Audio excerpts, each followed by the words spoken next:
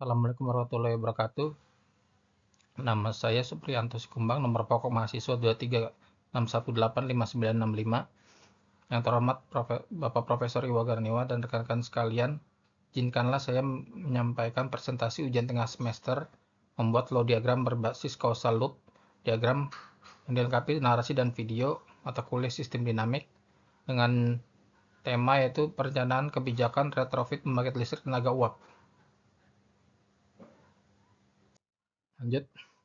Latar belakang perencanaan kebijakan retrofit PLTU, yaitu Indonesia telah berkomitmen untuk tidak lagi membangun PLTU batubara kecuali yang sudah dalam proses kontrak.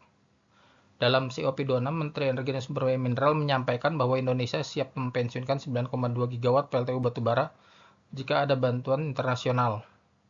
Kementerian SDM membidik PLTU tua yang efisiensinya dan nilai bukunya telah menurun. Untuk mengejar bauran energi 23% pada tahun 2025, selain mengeksekusi rencana penambahan kapasitas energi terbarukan dalam RUPTL, masih dibutuhkan setidaknya 18 gigawatt energi surya hingga tahun 2025 untuk memenuhi target 23% energi terbarukan pada bauran energi nasional. PLTU fleksibel bukanlah sumber energi bersih, namun hal ini memberikan ruang integrasi bagi energi terbarukan secara efisien, maka dapat dijadikan solusi sementara untuk bertransisi menuju sistem energi terbarukan. Teknologi yang digunakan dalam operasi PLTU fleksibel cukup kompleks dan tetap menghasilkan emisi. Maka instrumen nilai ekonomi karbon jadi elemen penting untuk menjaga keseimbangan harus segera beralih ke sistem energi terbarukan. Maksud dan tujuan perencanaan kebijakan retrofit pembangkit listrik tenaga uap bertujuan untuk menyusun konsep Peraturan Menteri Energi dan Sumber Daya Mineral tentang retrofit PLTU untuk mendukung program net zero emission tahun 2060. Karena Indonesia masih belum memiliki peraturan retrofit PLTU batubara, padahal beberapa negara lain sudah memilikinya. Retrofit PLTU untuk mendukung program net zero emission tahun 2060, selain itu meningkatkan fungsi PLTU batubara yang akan dipensiunkan atau early retirement dengan memasang teknologi dan peralatan yang lebih baru. Manfaatnya itu optimasi komponen peralatan PLTU batubara yang akan dipensiunkan atau early retirement, meningkatkan waktu siklus dan menjamin ketersediaan suku cadang. Berikut yaitu proses yang terdapat pada PLTU batubara. Itu batubara membakar, itu furnace membakar kol atau batubara, lalu uapnya digunakan untuk memutar turbin uap, lalu memutar generator sehingga menghasilkan arus listrik. Dasar teori perencanaan kebijakan retrofit PLTU. Retrofit atau modifikasi adalah investasi untuk memperbaiki atau memodifikasi PLTU batubara yang akan dipensiunkan atau early retirement dengan tujuan untuk mengganti energi primernya dari sisi batubara menjadi amoniak, meningkatkan efisiensi, kinerja atau kapasitasnya tanpa menambah pembangkit baru. Manfaatan PLTU batubara di Jerman dan Denmark yang telah dimodifikasi atau retrofit untuk dapat beroperasi dengan technical minimum load atau TML yang rendah serta ramping rate yang lebih tinggi dan berfungsi sebagai load follower untuk mengimbangi intermitensi dari PLTS yang sangat besar. Perlu kajian lebih lanjut antara penerapan retrofit yang memiliki biaya cukup besar dibandingkan dengan membangun pembangkit load follower bahan bakar gas. Investasi lebih murah namun biaya operasional lebih tinggi. Di samping terdapat gambar yaitu proses produksi amonia. Green amonia menggunakan solar power dan wind power electricity.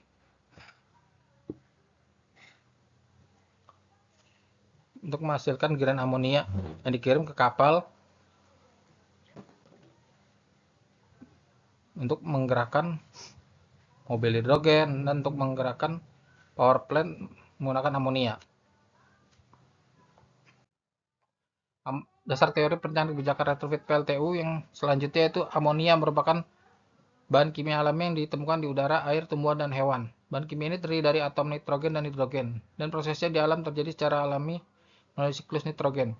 Sedangkan green amonia adalah amonia yang dihasilkan dari bahan baku non-hidrokarbon dan juga menghasilkan sumber energi dari non-hidrokarbon atau energi hijau. Amonia juga diproduksi sebagai bahan sintetis. Pada proses yang paling umum dibuat dari metana, air, dan udara, menggunakan steam methane reformer atau SMR untuk menghasilkan hidrogen dan proses Haber-Bosch. Potensi pasar untuk green amonia sangat tinggi. Namun, proses pembuatan amonia tersebut sebagian belum dapat dikatakan green. Sekitar 90% dari karbon dioksida dihasilkan dari proses SMR. Bahkan proses tersebut mengonsumsi banyak energi dan menghasilkan sekitar 1,8% emisi karbon dioksida global. Selain itu juga menggunakan metana yang bersumber dari gas alam. Di samping dapat kita lihat struktur molekul amonia yang teratas, yaitu atom nitrogen yang mengikat 3 atom hidrogen dengan rumus kimia itu NH3. Berikutnya itu closed loop diagram perencanaan kebijakan retrofit PLTU. Nah, mulai dari itu, untuk membentuk suatu kebijakan retrofit PLTU,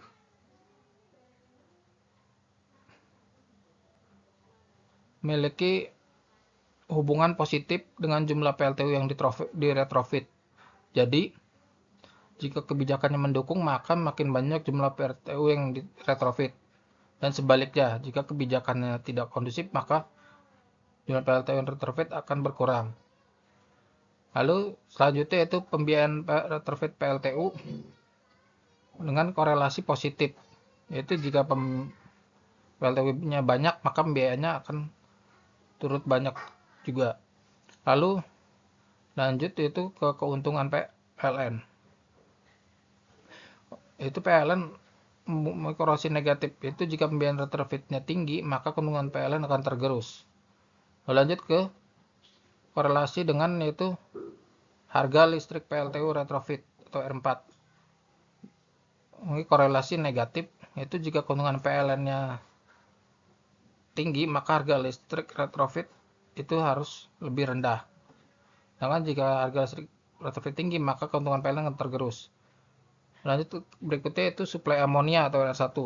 Jika harga listrik PLTU tinggi, maka suplai amonia akan menurun. Sedangkan jika suplai amonia banyak, maka harga listrik PLTU ditetapkan oleh pemerintah akan lebih banyak. Lanjut ke harga amonia atau R2. Itu hubungan negatif, yaitu jika suplai amonia banyak atau berlebih di market, maka harga amonia akan turun. Sedangkan sebaliknya, jika suplai di market sedikit, maka harga amonia akan naik karena kelangkaan pasokan. Selanjutnya itu emisi PLTU atau R7. Jika harga amonia turun, maka emisi PLTU akan naik. Sedangkan jika harga amonia naik, maka emisi PLTU akan turun. Karena harga amonia yang turun akan menggerakkan PLTU untuk lebih banyak menggunakan amonia. Sedangkan jika amonia harganya murah, maka akan lebih menggerakkan PLTU untuk semakin banyak menggunakan amonia. Jadi tidak dispekulasi di sini. Sedangkan selanjutnya yaitu hubungan korelasi positif antara emisi PLTU yang ditentukan oleh KLHK dengan kebijakan retrofit PLTU. Jika emisinya tinggi, maka kebijakan retrofit akan lebih ketat, atau sedangkan jika emisinya turun, maka kebijakan retrofit akan dilonggarkan. Selanjutnya itu terdapat dua faktor yang bersamaan, yaitu harga amonia dan suplai amonia pada kebijakan panas bumi. Jadi jika kebijakan panas buminya ketat, maka pembiayaan PLTP juga akan ketat. Sedangkan jika panas buminya longgar, maka pembiayaan PLTP akan ikutan longgar. Jadi memiliki hubungan positif. Selanjutnya hubungan positif dengan jumlah PLTP. Itu semakin banyak pembiayaan PLTP, maka akan semakin banyak jumlah PLTP yang dibangun. Lalu hubungan korelasi positif dengan keuntungan PLTP. Jika jumlah PLTP-nya banyak, maka keuntungan PLTP akan lebih banyak, lebih besar. Sedangkan jika PLTP sedikit, maka keuntungan PLTP-nya akan sedikit. Karena memiliki hubungan korelasi positif dengan suplai amonia. Semakin banyak amonia yang disuplai, maka keuntungan PLTP semakin besar. Sedangkan jika semakin sedikit amonia yang produksi, maka keuntungan PLTP akan semakin kecil. Lalu memiliki korelasi negatif dengan harga steam atau uap atau R7. Yaitu jika suplai amonia banyak di pasaran, maka harga steam akan turun. Sedangkan jika suplai amonianya sedikit, maka harga steam akan naik. Lalu selanjutnya itu korelasi dengan harga listrik PLTP. Jika harga steam naik, maka harga listrik PLTP akan naik juga. Karena steam sebagai bahan baku di PLTP. Sedangkan jika harga listrik PLTP turun, maka harga steam akan turun juga. Yang diikuti dengan korelasi positif dengan harga amonia atau R2. Yaitu jika harga PLTP naik, maka harga amonia juga ikutan naik. Karena digunakan untuk elektrolisis air. Sedangkan jika harga amonia turun, maka harga listrik PLTP juga turun. Ini korelasi positif dengan kebijakan panas bumi. Jika harga amonia naik, maka kebijakan panas bumi akan ikut diperketat. Sedangkan jika harga amonia turun, maka panas bumi akan dilonggarkan. Jadi di sisi kiri adalah sisi kebijakan yang diatur oleh Kementerian Energi dan Sumber Daya Mineral, sedangkan di sisi kanan adalah sisi teknis yang dilakukan oleh badan usaha. Disinilah fungsi Kementerian Energi dan Sumber Daya Mineral sebagai regulator yang menyusun kebijakan dengan mengakomodir kepentingan stakeholder di sisi teknis. Jadi kita perlu mengidentifikasi variabel utama dalam hubungan antar variabel untuk menyusun flow diagram perencanaan kebijakan retrofit PLTU. Variabel utama dan hubungan antar variabelnya itu sebagai berikut. Itu tingkat retrofit, hubungannya dengan pengurangan emisi CO2 untuk percepatan retrofit. Sedangkan percepatan retrofit, hubungannya yaitu untuk penurunan emisi CO2. Lalu penurunan emisi CO2 hubungannya dengan penurunan dampak lingkungan. Lalu penurunan dampak lingkungan hubungannya dengan dukungan masyarakat untuk kebijakan retrofit. Sisi kebijakan retrofit PLTU yaitu pada R7 adalah emisi PLTU, R2 harga amonia, R3 jumlah PLTU retrofit, dan R4 itu harga listrik PLTU retrofit. Pada sisi teknis retrofit PLTU itu terdapat R5 pembiayaan retrofit PLTU, R6 adalah keuntungan PLTU, dan R1 adalah suplai amonia. Jadi di sini ada yang menjadi feedback dengan kebijakan PLTP yaitu R2 harga amonia dan R1 itu suplai amonia. Selanjutnya pada sisi kebijakan PLTP terdapat variabel R2 adalah harga amonia, R3 harga listrik PLTP, R7 harga steam, dan R5 jumlah PLTP. Sedangkan pada sisi teknis PLTP terdapat yaitu R1 suplai amonia, R4 pembiayaan PLTP, dan R6 keuntungan PLTP. Nah, di sisi kebijakan PLTP sama juga dengan di sisi kebijakan retrofit PLTU terdapat harga R2 harga amonia dan R1 suplai amonia sebagai looping dan feedback terhadap kebijakan retrofit PLTU yang diusulkan. Nah, berikut ini adalah flow diagram perencanaan kebijakan retrofit PLTU. Jadi di sini yaitu dimulai dengan source yaitu masuk ke cause effect R5, lanjut ke R6 dan R7. Masuk ke output 1. Lalu dari L1 di cause effect kan di R4, R3 dan R2 yang sama dengan R2 aksen, yaitu R2 di sisi kebijakan PLTP. Lalu masuk ke R1 dan R1 aksen, itu R1 aksen berada di sisi kebijakan PLTP. Lalu lanjut flow-nya ke R3 aksen, lanjut ke R4 aksen dengan output yaitu L2. L2 ini adalah kebijakan PLTP. Lalu flow-nya mengalir ke R7 aksen, R6 aksen, dan R1 aksen. Lalu di feedback-kan ke R1 aksen dan R2 aksen. Sedangkan R1 di feedback-kan ke R5 dan R2 di feedback-kan juga ke R5. Dan output dari kebijakan PLTP di L2 di feedback-kan ke output kebijakan retrofit PLTU di L1. Lanjut. Flow diagram perencanaan kebijakan retrofit PLTU dari atas satu source, 2 level, dan 12 rate. Source-nya adalah teknologi katalog Kementerian Energi dan Sumber Daya Mineral sampai tahun 2060 dan berbagai parameter teknoekonomi. Kedua levelnya terdiri dari kebijakan retrofit PLTU dan kebijakan PLTP. 12 rate dari atas bagi berikut. R1 sama dengan R1 aksen, yaitu suplai amonia. R2 sama dengan R2 aksen, yaitu harga amonia.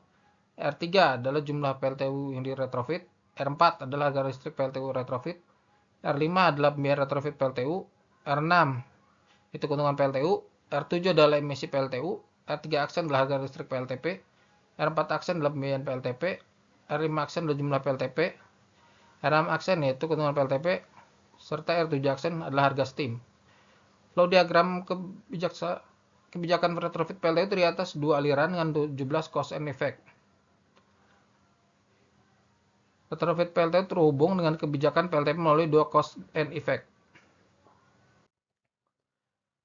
Di sini dapat kita lihat itu diagram blok kebijakan retrofit PLTU. Itu mulai dari loop diagram kebijakan retrofit PLTU, masukan itu L1 aksen dengan gain kebijakan retrofit PLTU dan keluaran yaitu di L1. Sedangkan loop diagram yang kedua yaitu kebijakan PLTP. Input atau masukannya itu L2 aksen dan keluarannya L2 melalui gain kebijakan PLTP.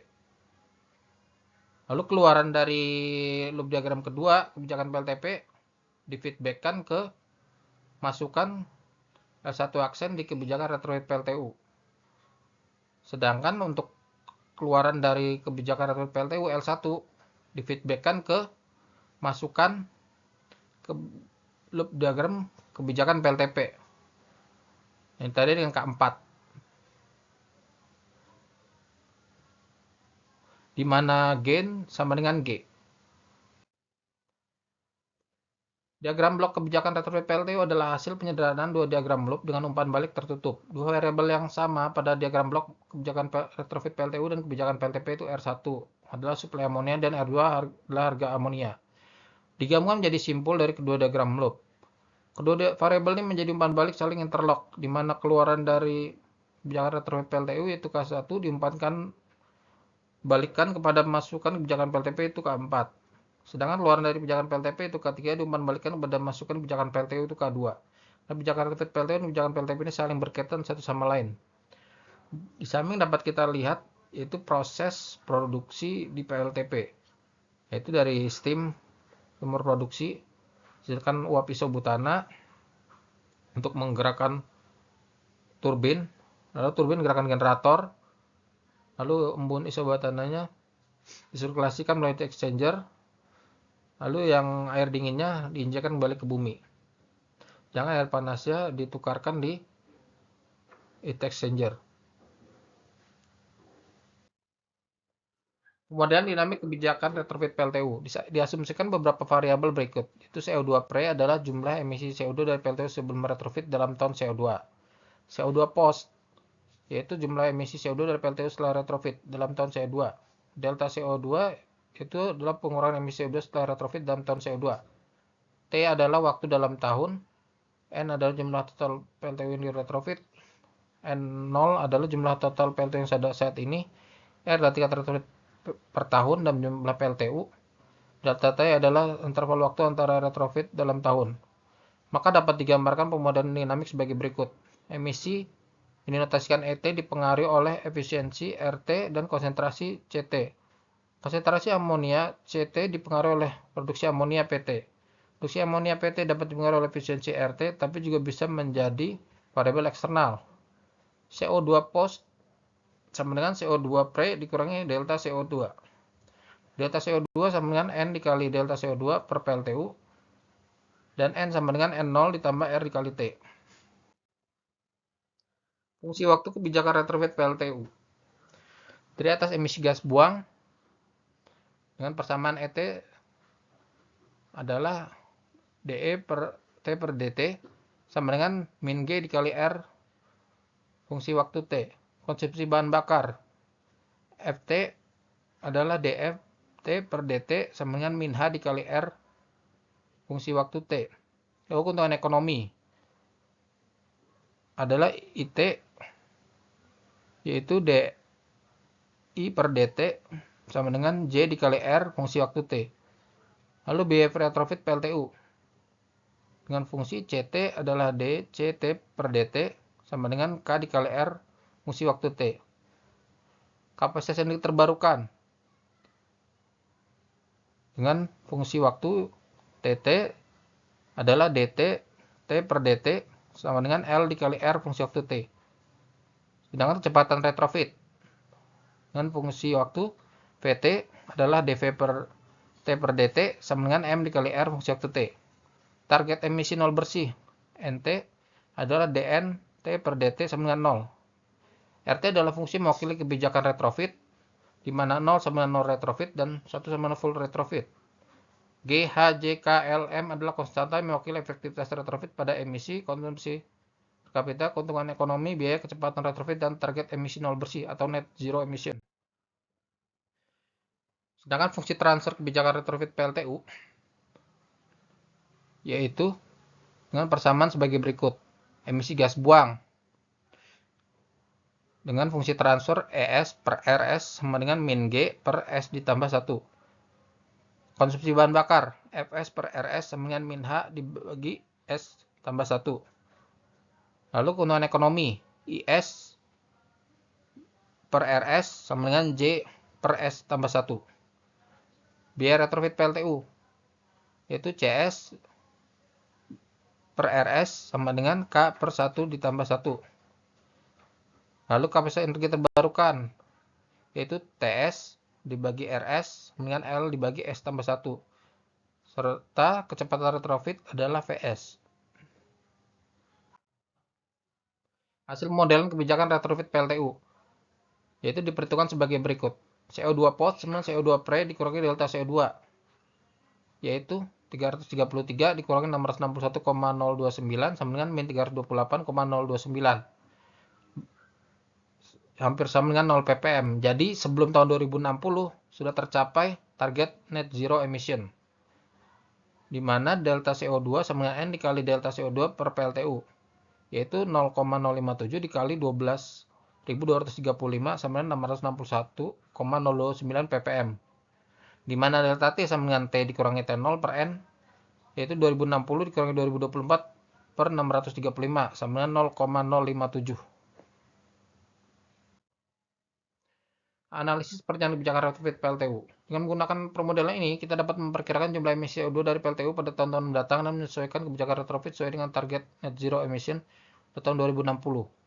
Dan ini dapat membantu dalam perencanaan kebijakan dan alokasi sumber daya untuk mencapai tujuan tersebut. Retrofit PLTU amoniak dapat menekan emisi gas buang dan konsumsi bahan bakar. Retrofit PLTU dapat membawa dampak ekonomi positif. Kebijakan retrofit harus dikaji secara komprehensif untuk memaksimalkan manfaat dan meminimalkan biaya. Yang terakhir itu kesimpulan dan saran. Kesimpulan dapat diambil dari kajian ini yaitu dapat diusulkan sebagai konsep peraturan Menteri SDM tentang retrofit PLTU batubara. Pemodelan dinamik ini membantu dalam mengevaluasi kebijakan retrofit PLTU dengan amonia. Analisis dan simulasi dapat memberikan informasi penting untuk mengambil keputusan yang optimal. Lalu pemodelan ini adalah simplifikasi dan tidak mempertimbangkan semua faktor yang terlibat. Data-data dan parameter digunakan harus divalidasi untuk mendapatkan hasil yang akurat.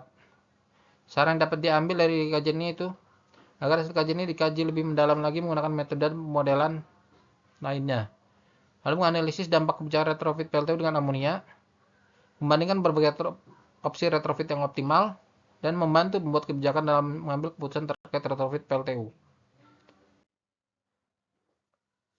Sekian presentasi yang saya sampaikan.